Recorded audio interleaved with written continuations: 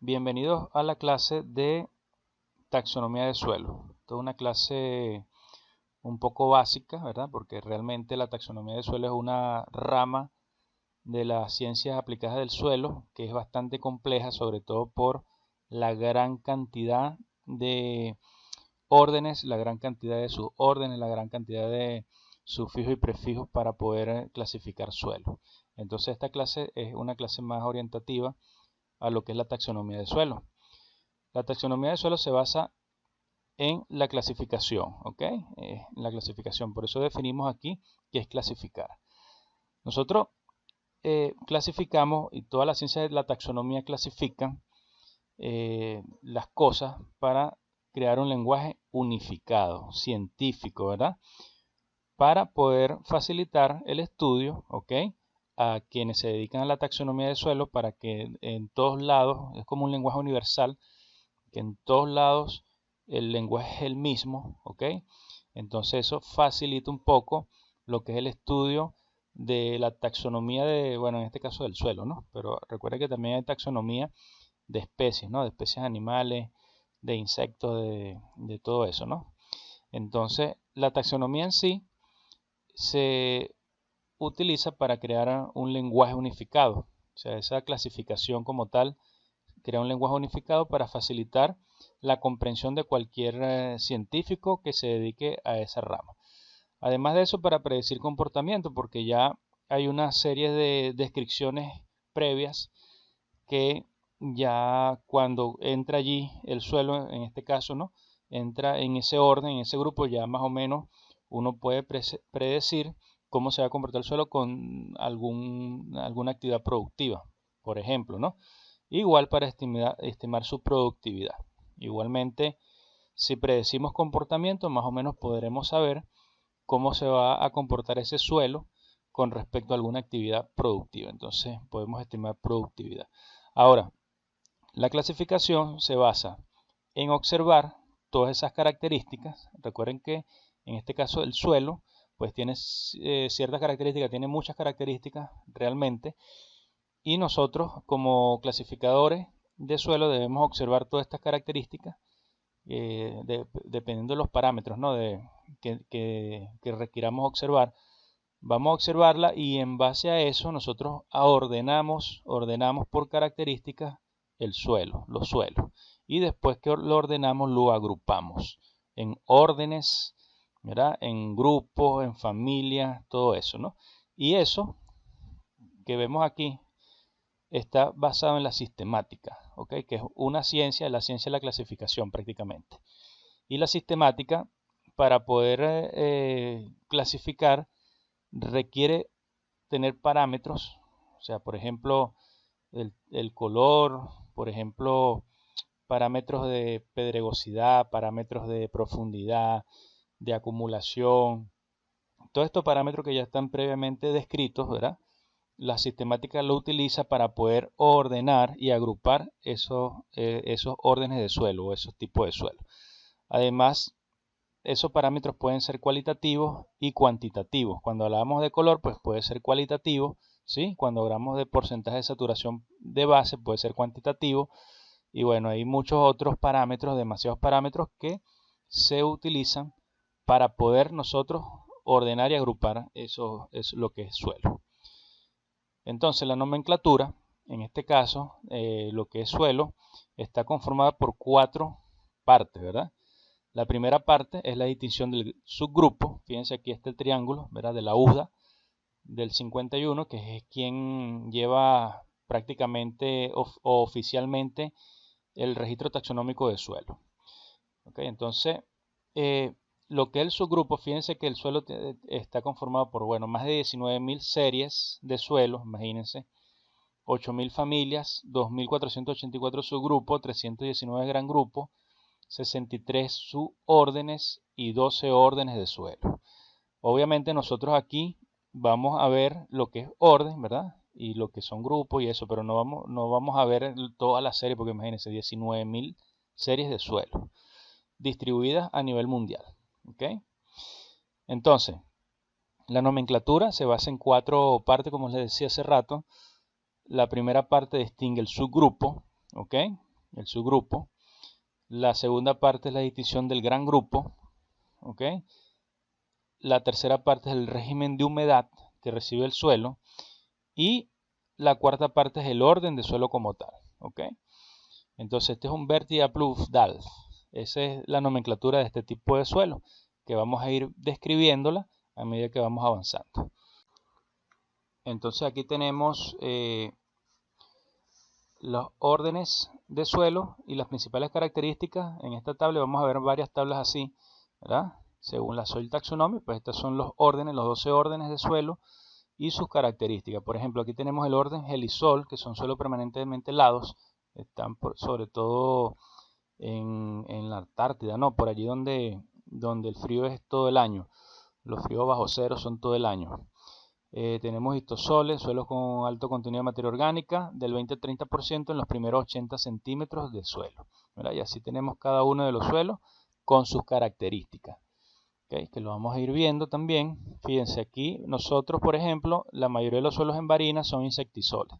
Son suelos jóvenes con un desarrollo incipiente, con agua disponible para las plantas por más de medio año o por más de 3 meses consecutivos durante la estación seca. ¿Ok? Entonces nosotros estamos en el orden aquí en Barinas insectisoles, pero claro, obviamente el suelo es un mosaico, ¿no? Y tenemos gran parte insectisoles, pero también tenemos otro tipo de suelo. Tenemos vertisoles en algunas partes, tenemos entisoles en otras partes, y vamos a ver el mapa más adelante. Entonces, bueno, fíjense, el suelo tiene un grado de evolución. Se supone que los suelos más jóvenes, o sea, lo que está aquí en cero, son suelos más con una capa más delgada, porque la roca madre, acuérdense cuando vimos la clase de horizonización, la formación de suelo, horizonte A, B, C, ¿sí? Entonces, recuerden que los suelos más jóvenes tienen ese horizonte, tienen un horizonte a veces no tienen ni horizonte B, sino A y C, porque son suelos que apenas están empezando a formarse y tienen una capa muy delgada en el horizonte. Por lo tanto, son suelos poco profundos, ¿ok? Con algunas características de fertilidad allí, pero son un poco limitados con su profundidad y bueno, la saturación de base no es tan alta.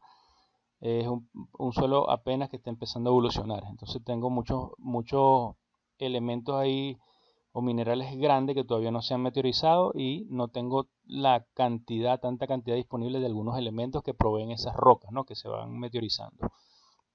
En estos casos están el entisol y el histosol, que bueno, fíjense que tienen varios grados, ¿no? De evolución, pero son los más nuevos, ¿ok? Ellos van evolucionando, ellos pueden ir evolucionando. Luego tenemos los insectisoles, hasta aquí hasta el gelisol. Ya les decía que el insectisol es el suelo que nosotros tenemos aquí en la región. Es la mayor cantidad de suelo, o la región tiene la gran parte de suelos insectisol. Estos también son suelos que tienen un grado de evolución un poco mayor a los entisoles y los histosoles.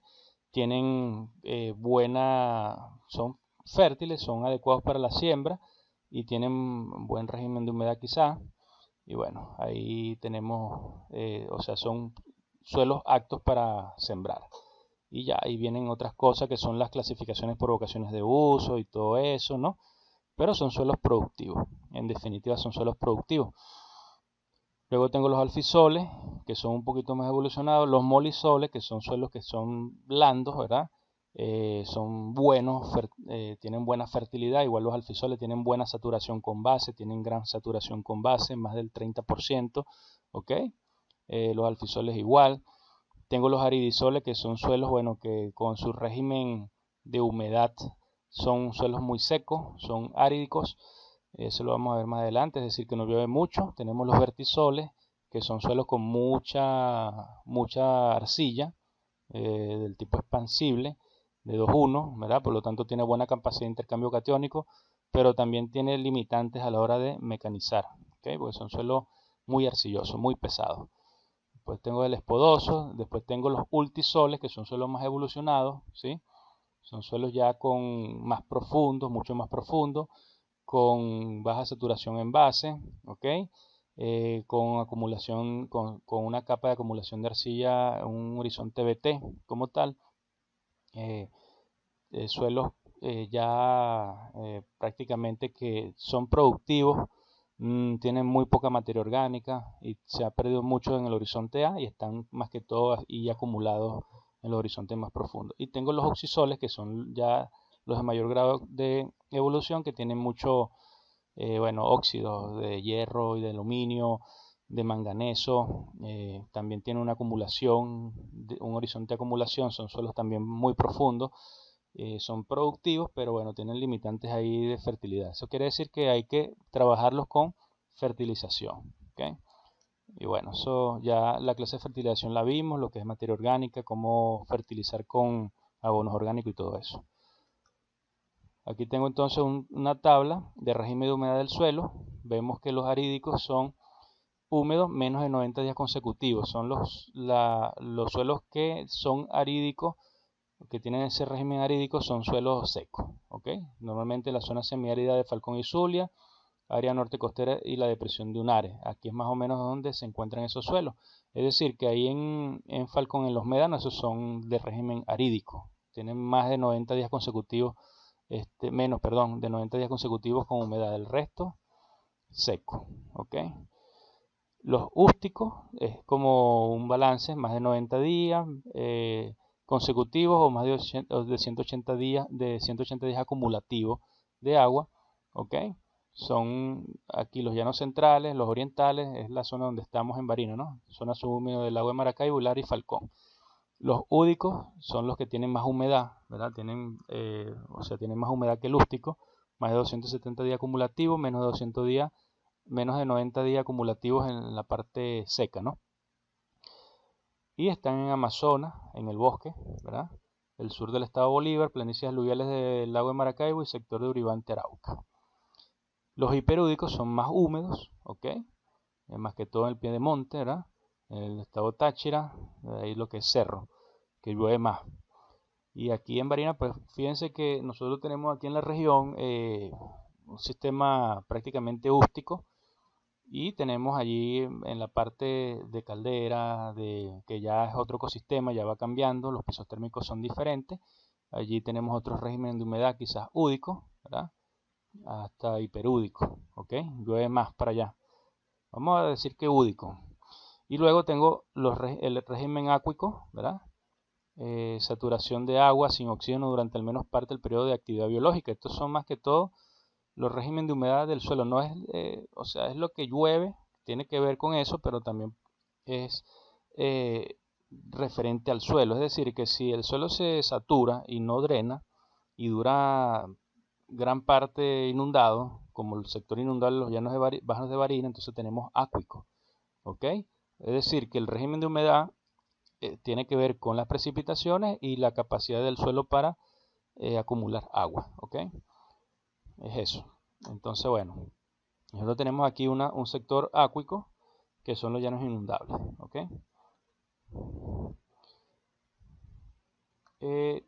Para nosotros poder hacer taxonomía, ¿verdad? Los científicos crean los conceptos de horizontes diagnósticos, que son los horizontes que se estudian. Normalmente para estudiar a suelos, para poder hacer taxonomía de suelo, se buscan áreas definidas, ¿ok? Áreas definidas, lo que se llaman pedones de suelo. Entonces, esas áreas definidas son el objeto de estudio como tal, para poder ir clasificando suelos por pedones.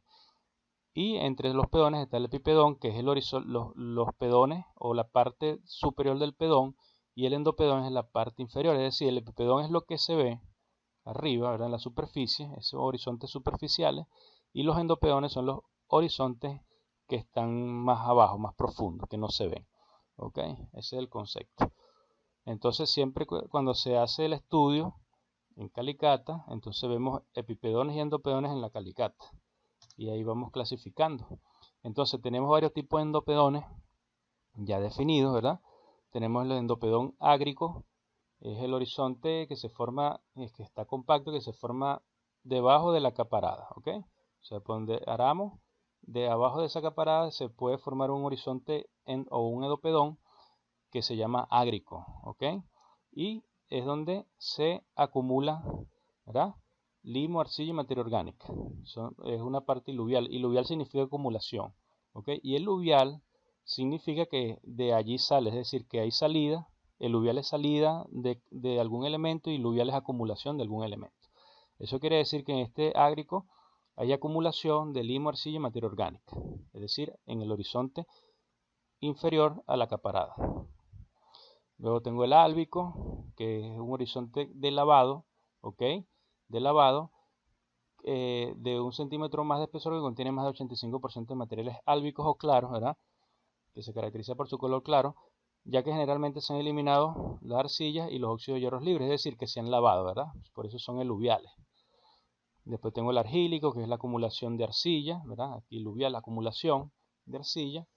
Y bueno, así tengo el cálcico, el cámbico, el duripán, que es un horizonte duro.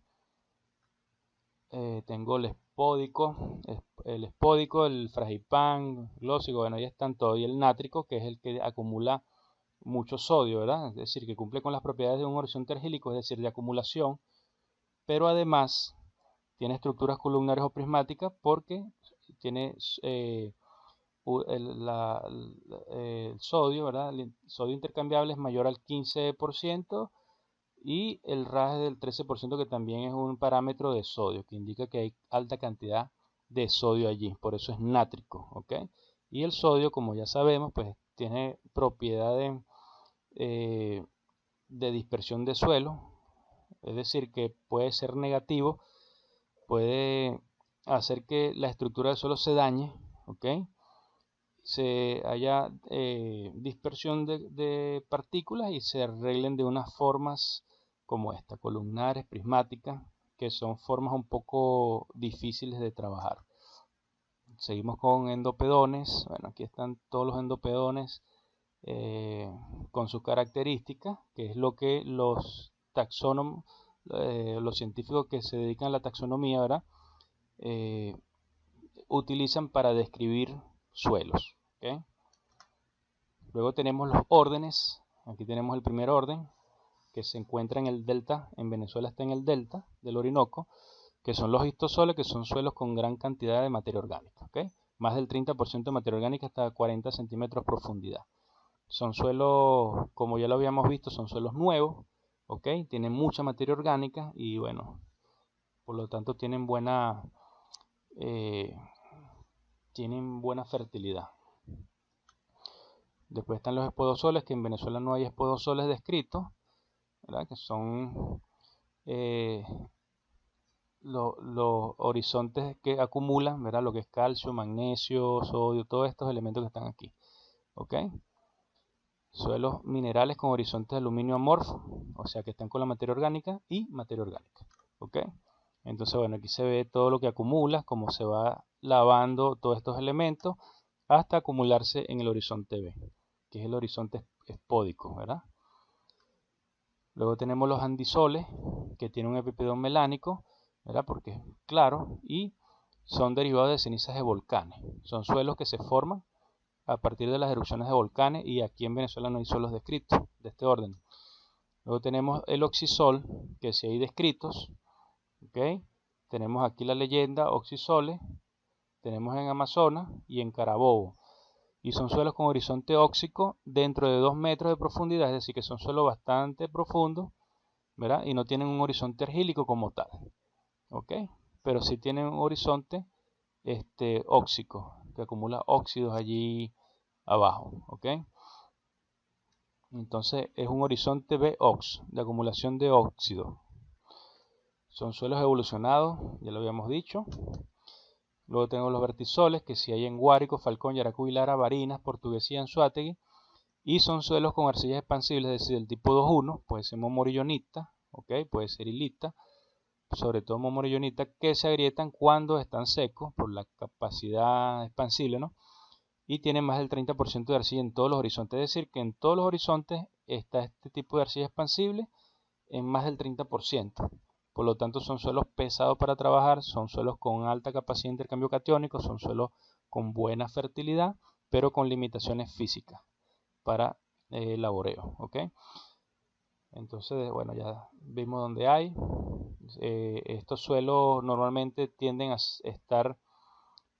inundarse en en invierno, bueno, dependiendo también de la topografía, pero normalmente estos suelos cuando se inundan, ellos vuelven otra vez, ellos ya no se, o sea, se expanden y se cierran, y cuando secan, vuelven se abren y crean como grietas, ondas, miren, grietas así ondas, de hasta 50 centímetros, ok, 40 centímetros. Entonces eso ya son vertisoles.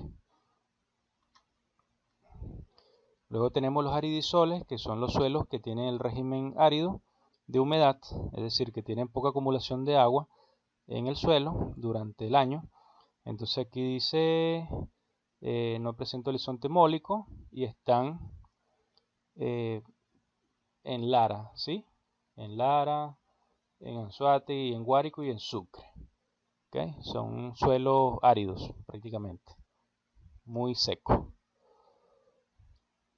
Tenemos los ultisoles que están en prácticamente toda Bolívar, ¿sí? En la parte de Bolívar prácticamente.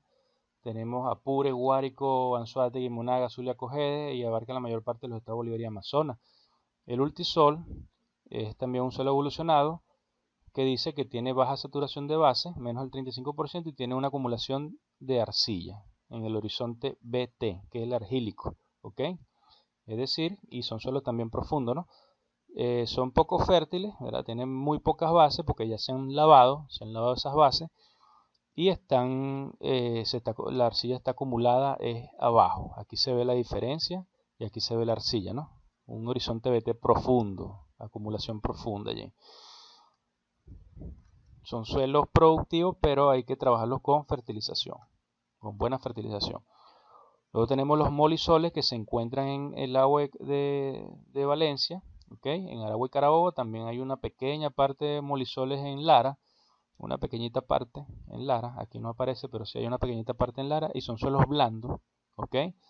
Son suelos mólicos, son blandos, y una saturación de base en todos los horizontes mayor al 35%, por lo tanto es un suelo que es fácil de trabajar, ¿okay? Porque es blando para el laboreo y tiene buena fertilidad.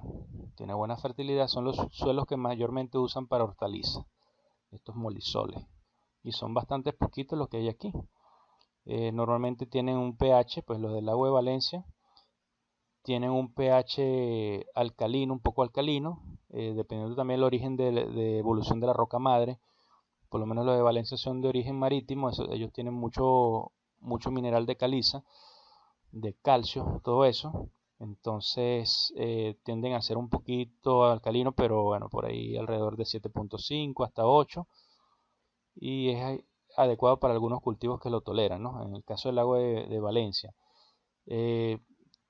Ahí en Aragua y en Carabobo, y como les digo, ahí en Barquisimeto, que ya no son tan alcalinos, y tienen buena fertilidad. Por eso es que allí en Lara, perdón, pues hay una parte, creo que es en Quibor, por ahí está más o menos ubicado en esa parte, que hay una pequeñita parte donde se siembra mucha hortaliza.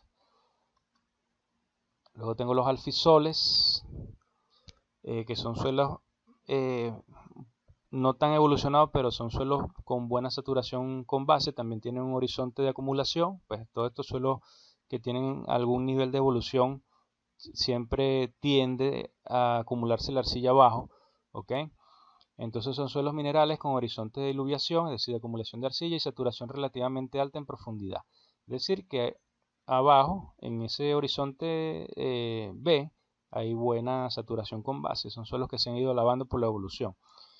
Y son suelos que tienen buen indicador para producir. Son suelos que se pueden producir. Algunas técnicas allí para poder utilizar eso, ¿verdad? Son suelos más que todo para cultivos de raíces profundas, para que exploren esos horizontes donde tienen esa saturación de base, ¿ok? No quiere decir que no se puedan sembrar otros cultivos, pero tienen que ser trabajados agronómicamente y agroecológicamente, ¿okay? Con fertilizaciones y todo eso. Ocupa una porción considerable del territorio. Bueno, ahí se ve los estados Zulia, Cojedes, Guárico, Barinas y Portuguesa.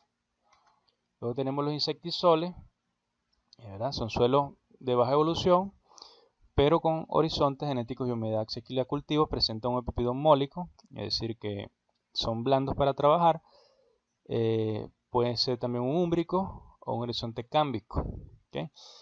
Entonces aquí tenemos el horizonte cámbico y vemos que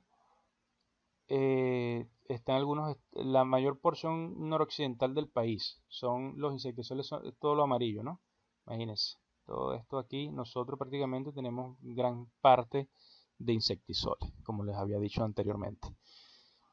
Luego tenemos los entisoles, que son suelos más nuevos, ¿ok? Son suelos más nuevos, son minerales, pero fíjense que aquí se ve como si estuviera compactado, pero realmente es la roca madre, todavía no ha evolucionado, no se ha meteorizado. Entonces el horizonte es muy, va por aquí, ¿ves? Es muy delgado. Tiene una limitación de raíz. Aquí se ve claramente el horizonte, ¿ok? Aquí el resto es roca. Igual aquí se ve el horizonte hasta aquí. Aquí se ve más meteorizado, aquí ya está en ese proceso de formación, por aquí se ve el horizonte. Entonces son suelos poco profundos, ¿ok? Con esas limitaciones. Zulia, Lara, Falcón, Yaracuy, Portuguesa, Barinas, Apure, están en varios lados, sobre todo en las partes altas, ¿no? En la parte de los cerros, donde hay cerros, algunas partes ahí más nuevas, ¿no? Vamos a ver los helisoles que no hay aquí. Son suelos que presentan permafrost, es decir, una parte del suelo está congelada. Aquí se ve esa parte, ¿no? El permafrost. Dice que está definido como una condición térmica en el cual un material, incluyendo material del suelo, se mantiene por debajo de cero por 2 o más años en sucesión. Son suelos que tienen baja temperatura. No son suelos que tienen esa capa de hielo ahí todavía, ¿verdad? Aquí están otra tablita donde aparecen como la etimología, ¿no? Y los sufijos para poder nombrar suelos, ¿ok? Entonces son elementos formativos de subórdenes. Con estos elementos pues se forman los subórdenes o se pueden nombrar los subórdenes. Aquí está cada significado, ¿ok? Lo que es dice aquí la mnemotécnica, ¿verdad? Lo que significa como tal. Por ejemplo, LB es lo que se coloca, viene de albus, que es blanco, esa es la etimología en latín, y significa que es albino. Es decir, que cuando yo digo que es albino, y eso indica que hay una presencia de un horizonte álbico, ¿okay? Que son claros, son blancos, horizontes claros, y así sucesivamente. Aquí vemos otra tablita para formar grandes grupos. ¿Ok? Entonces estos son los elementos para nombrar grandes grupos. Aquí está el significado de todo eso. ¿Ok? Entonces AGR significa de agro, ¿ok? Que es campo, que es un horizonte agrícola, horizonte ácrico. ¿Ok? Es decir, que es un horizonte que se ha trabajado, que se ha trabajado con mecanización. Y bueno, aquí seguimos con elementos formativos de grandes grupos. Miren, fíjense la cantidad de elementos que pueden haber. ¿Okay? Y hay otros más que no están aquí. Entonces es bastante complejo lo que es la parte de la taxonomía, ¿no? Es bastante amplia. Para describir suelo se necesitan incluso grupos multidisciplinarios para poder llegar a un consenso de la clasificación de un suelo. ¿Ok? Entonces aquí están los subgrupos típicos. Cuando un suelo es típico, quiere decir que este suelo que está aquí es completamente de ese subgrupo. Es decir, es un típico aplusdal. Eso es lo que significa. Cuando tienes esta nomenclatura aquí típico, quiere decir que es puro aplusdal, que no hay confusión y que todas las características apuntan que es aplusdal. Cuando tiene integrado otro taxón, que aquí en este caso es Verti, pudiera ser otro, ¿no? No tiene el típico, pudiera ser otro. Entonces quiere decir que este es un aplusdal, porque la mayoría de las características apuntan a que es un aplusdal, pero tiene algo de un solo vertisol o vértico. ¿Ok? Y el extragrado, que se refiere a la limitante, es cuando, bueno, hay limitaciones para manejar. Esto es una plusdal, ¿verdad? Tienes una plusdal, pero que tiene limitaciones por pedregosidad. ¿Ok? Tiene mucha lítica, que es de lítico, de piedra, tiene limitaciones. Ok, aquí está el mapa de Venezuela con todo ya un poquito más grande, ¿verdad? Completo, donde salen todos los órdenes de suelo distribuidos. Fíjense cómo están aquí los alfisoles, ok, los alfisoles, aquí los molisoles, pequeñitos, ¿verdad? Un poquito nada más, y bueno, también están en Lara, pero para que vean lo poquito, ¿verdad? Que son los entisoles, ¿verdad? Aquí prácticamente en la parte alta, ¿no? En la cordillera andina se ven los entisoles. Aquí quizás en los tepuyes, en todo eso. ¿Ok? Los vertisoles se ven por aquí, ¿sí? Los histosoles son estos del Tamacuro. Estos verdes son vertisoles, ¿ok? Los ultisoles prácticamente en todo esto, ¿ok? Y bueno, los alfisoles, ahí vemos la distribución. Y nosotros, aquí en Barinas, que tenemos vertisoles, tenemos una pequeña parte de entisoles en la región de Caldera, en la región de Barinita hacia arriba, ¿no? De Altamira, todo eso por allí, Pueblo Llano. Y tenemos alfisoles también, una pequeña parte de alfisoles, pero la mayoría de nuestros suelos aquí en Barinas son insectisoles, ¿ok? Aquí está la calicata. La calicata es la forma en la que nosotros podemos hacer un estudio de suelo para fines taxonómicos y otros fines. Aquí podemos hacer nosotros taxonomía y fertilidad. Y obviamente para llegar a la taxonomía debemos conocer todos los parámetros que incluyen lo que es fertilidad, lo que incluye la saturación con base, lo que incluye la cantidad de aluminio, la acumulación en los horizontes, el pH, todo eso son parámetros que a la final van a servir para poder describir un suelo. Entonces, bueno, una calicata es un hoyo, ¿ok? Es un hoyo de una pared vertical. Hacemos un hoyo bueno, en este caso está de 1,70, puede ser de 1 metro, depende por lo que queramos, puede ser de 2 metros, depende de la profundidad, ¿verdad? Del suelo o lo que queramos hacer, pero siempre tiene que tener más de 1 metro. Para describir, si por ejemplo yo quiero describir suelo para taxonomía, obviamente quiero describirlo completo. Entonces tengo que profundizar completo. Si yo quiero describir un suelo con calicata para fertilidad, por ejemplo un frutal con 80 centímetros, 1 metro es suficiente, porque vemos cada horizonte y vamos a predecir el comportamiento de ese suelo con respecto al frutal que vamos a sembrar, ¿ok? Entonces, bueno, la calicata es un método de estudio para describir características de suelo y para describir taxonomía.